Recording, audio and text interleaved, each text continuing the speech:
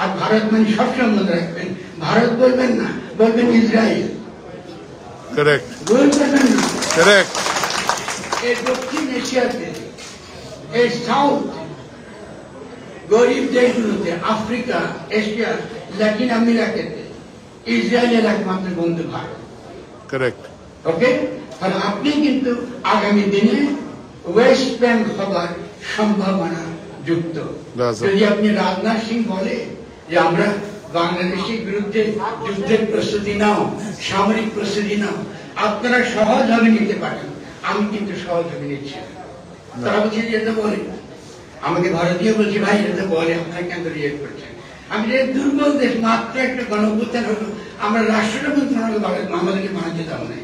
72 সালে বাংলাদেশ রাষ্ট্র বানাতে দাও না, আমরা গঠিত হতে পারি না, আমাদের সংবিধান আমরা বানাতে পারি নাই।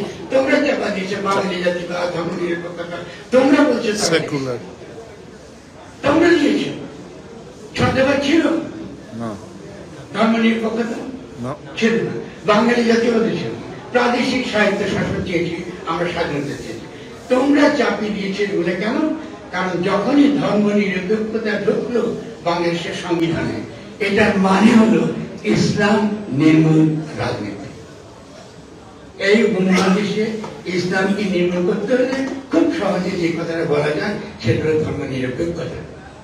গণতন্ত্র মানেই ধর্ম নিরপেক্ষ রাষ্ট্র, আলাদা করে ধর্ম নিরপেক্ষতা বলতে হয় না। আপনি কি দেখেছেন যে অন্য কোনো গণতান্ত্রিক এসে বলছে আমাদের ধর্ম নিরপেক্ষ রাষ্ট্র? কোনো প্রয়োজন পড়ে না, দরকার নেই। গণতন্ত্র মানেই এটা একটা খ্রিস্টান ঐতিহ্য থেকে এসছে, পাশ্চাত্য থেকে এসছে। এই রাষ্ট্রটা চার্চের বিবর্তন হিসেবে এসেছে, ফলে তার যে বিবর্তনের যে ইতিহাস, এই রাষ্ট্রটা সভারেন হচ্ছে রাষ্ট্র।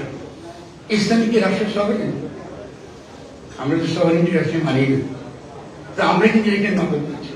আপনি ইসলামিস্ট এই রাষ্ট্রটা চাই বলে, যেহেতু আমরা এগুলো পরিষ্কার করিনি, ফলে তারা বলে আমরা এটা ইসলামী রাষ্ট্র। কারণ রাষ্ট্রটা কি এটা আমাদের কাছে পরিষ্কার না। রাষ্ট্রটা একদিকে থেকে বললাম তার একটা নৈতিক ভিত্তি আছে, তার এথিক্যাল ভিত্তি আছে, এমনকি সেটা ইকোনমিক এজেন্ট রাষ্ট্র।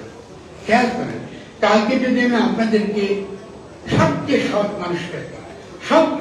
মানুষকে যদি আমরা রাষ্ট্র ক্ষমতায় বসিয়ে দেই, তিনি কিচ্ছু করতে পারবেন না। কেন পারবেন না?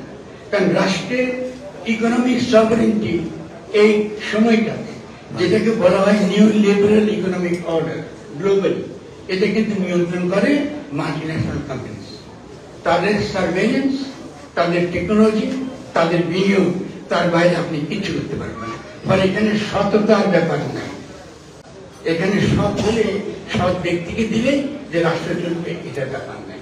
একটা লম্বা লড়াই বাংলাদেশের জনগণের সামনে হাজির হয়েছে।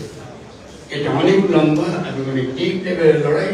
এই নিউ লিবারেল ইকোনমিক অর্ডার বা যে বিশ্ব ব্যবস্থা, যে ব্যবস্থাটা আমাদের চোখের সামনে ভেঙে পড়ছে, ইউক্রেন যুদ্ধের মধ্য দিয়ে পরবর্তীতে আমরা প্যালেস্টাইন দেখতে পাচ্ছি, মধ্যপ্রাচ্যের যে বিপর্যস্ত অবস্থা, মধ্যপ্রাচ্য থেকে তারা এশিয়াতে আসছে, কারণ ইকোনমিক থিয়েটারটা হচ্ছে এখন এই মধ্যপ্রাচ্য। এই সেই ইকোনমিক থিয়েটারের কেন্দ্রবিন্দু বাংলাদেশ। একটু বোঝার চেষ্টা